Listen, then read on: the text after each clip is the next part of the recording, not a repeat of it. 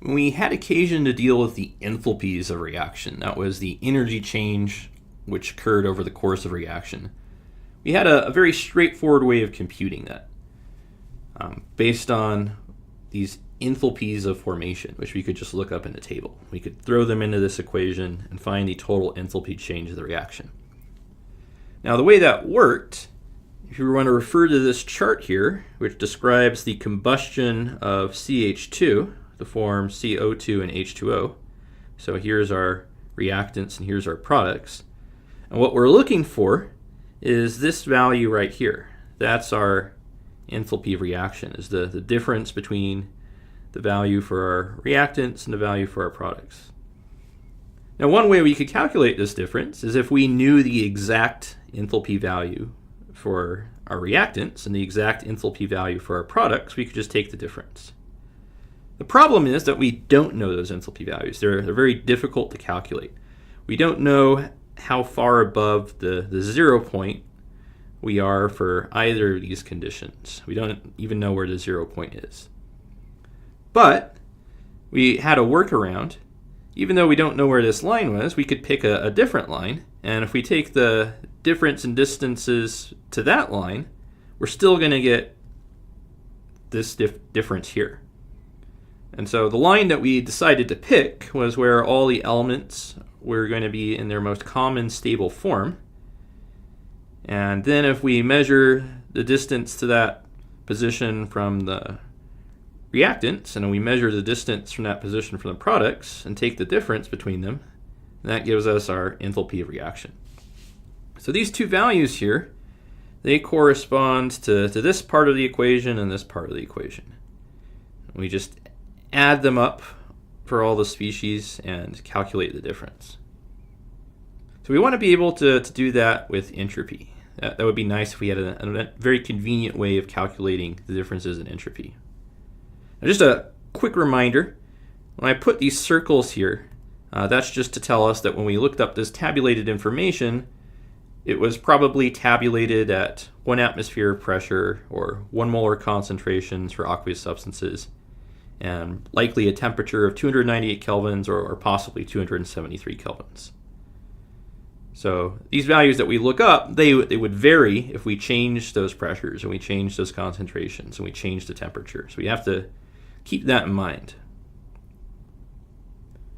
So if we want to calculate the change in entropy for a reaction, when we go from one phase to another phase or from our reactant side to our product side, we can do it in much the same way. We can figure out just what the difference is between the reactants and the products, and that's our overall change in entropy of the reaction. Now, there is a difference. With enthalpy, we didn't know what the exact values were. We didn't know where the 0 point was, and so we couldn't measure our enthalpies in reference to that 0 point. But thanks to the third law, which tells us that the entropy of a pure crystalline solid at 0 kelvins is 0, then we do have a 0 point that we can use for reference. So we can actually know the exact entropies here. We don't have to use delta entropies if we don't want to. So for example, we know that this pure crystalline solid, we're starting at 0 joules per Kelvin mole. And so if we measure the difference when we have liquid water, we find that that difference is 70 joules per Kelvin mole. Then we know that liquid water has an exact entropy value of 70 joules per Kelvin mole. And we have a similar equation where we can just look up those entropies and take the sum of the entropies for the products minus the sum of the entropies for the reactants, and we will know the difference in entropy that occurs over the course of our reaction. Now, as an example, let's ask what's going to be the change in entropy when maybe we have a butane lighter which contains 4.5 grams of butane, and we completely combust all of the butane in our lighter. And we'll say we're at about room temperature, 298 Kelvin. Well, the first thing that we're going to need to know the reaction.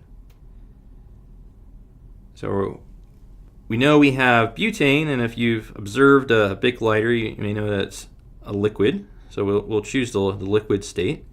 And we're going to combust with oxygen gas. And we know when we do combustion reactions, the carbon gets converted into CO2, the hydrogen gets converted into H2O. And these are going to be both gases. It's very hot when you have a flame, so we're probably not going to have water liquid, at least not until the gas has a chance to cool.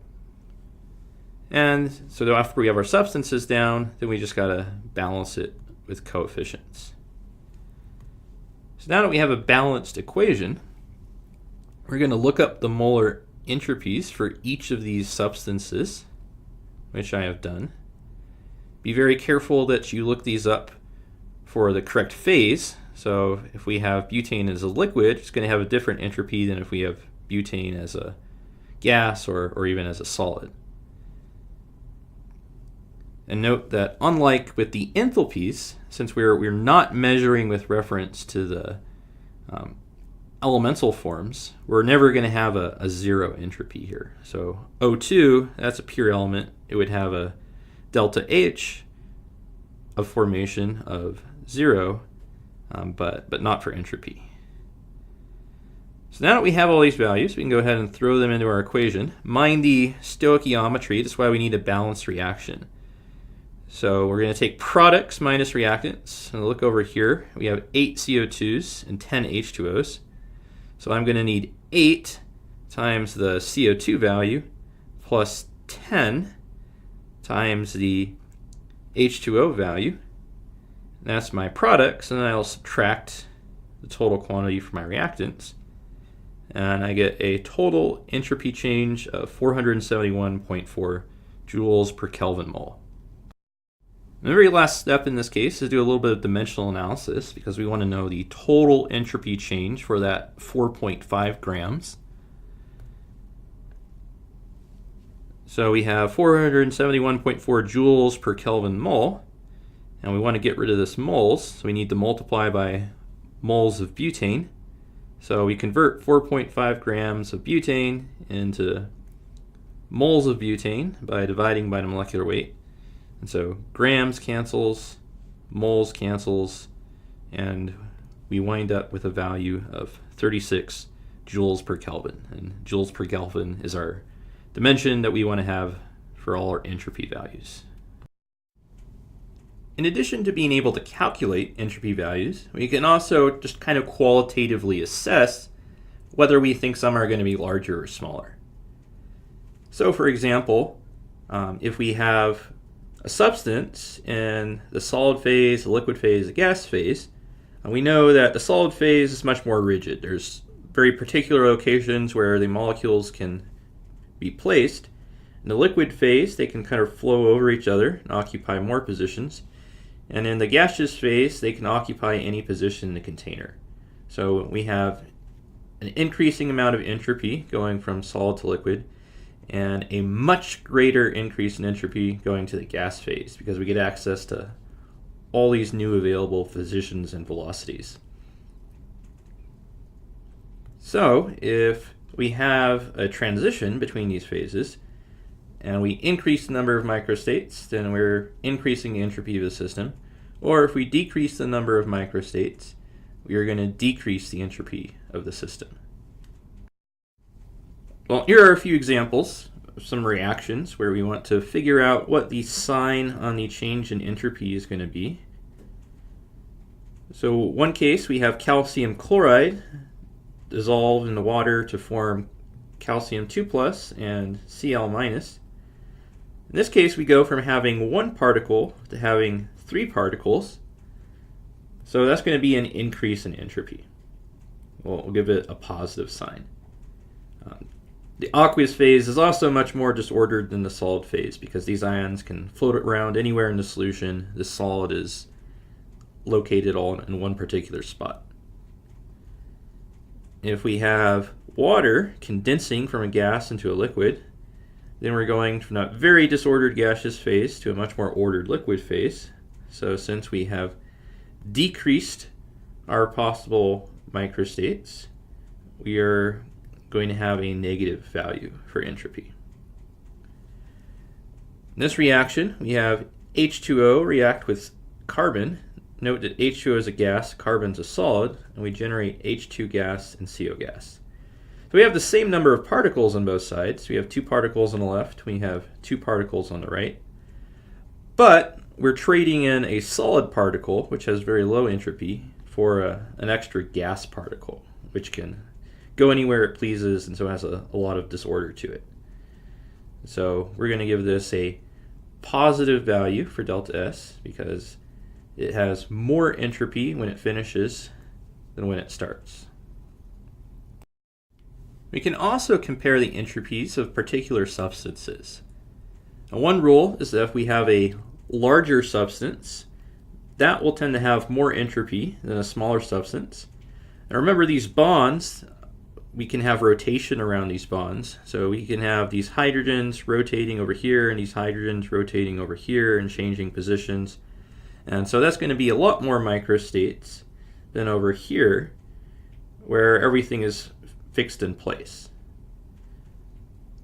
So in that case, we're going to have a lot more entropy for this molecule. And in general, we have more stuff, we have more microstates. So if we have more atoms, or even if we have larger atoms, that can contribute to having larger entropy.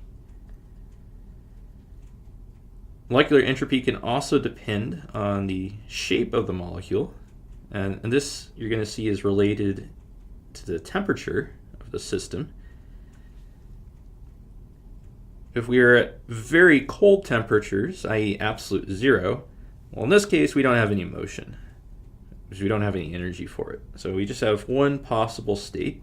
So if we were to compare something like water and argon gas, well, these are going to have approximately 0 entropy at 0 Kelvin, and they're not going to be, therefore, dissimilar from each other. Now, if we warm this system up a little bit, one of the things that we do is we unlock translational motion. And so we now have enough energy for our molecules to perhaps explore the confines of their container. So they'll have lots of different positions, and lots of different microstates. So we're definitely increasing the entropy of our system in this case. As we continue to pour energy into our system and heat it up, we unlock vibrational modes as well. So our bonds, they're not as fixed as we sometimes depict them. They can flex, so our bond angle can increase and decrease. And our bonds can shrink and expand. And they might be both shrinking and expanding in the same direction, or one of these bonds could be expanding while the other one is shrinking. And each of those is going to give us a different arrangement of the hydrogen atoms relative to the central oxygen. So that's going to be a lot of different configurations for our water molecule, a lot of different microstates. Argon, of course, can't do any of that, so it doesn't have any bonds. So our entropy for water at this temperature is going to be much higher than our entropy for argon. And we can also unlock rotational motion. So water has 2 axes of rotation. We can rotate it around, let's call this the x-axis, and reposition it. Or we can rotate it around the y-axis and give new positions to our hydrogen atoms. For CO2, of course, if we rotate it around the x-axis, it doesn't change anything. It still looks the same. So there's only one configuration with respect to that axis. But we can certainly rotate it around the y-axis here and get different relative positions for these atoms. And of course, argon, once more, rotating it around any axis doesn't change it. So the entropy of the water molecule is going to be higher than the entropy of CO2. It's going to be higher than the entropy of argon.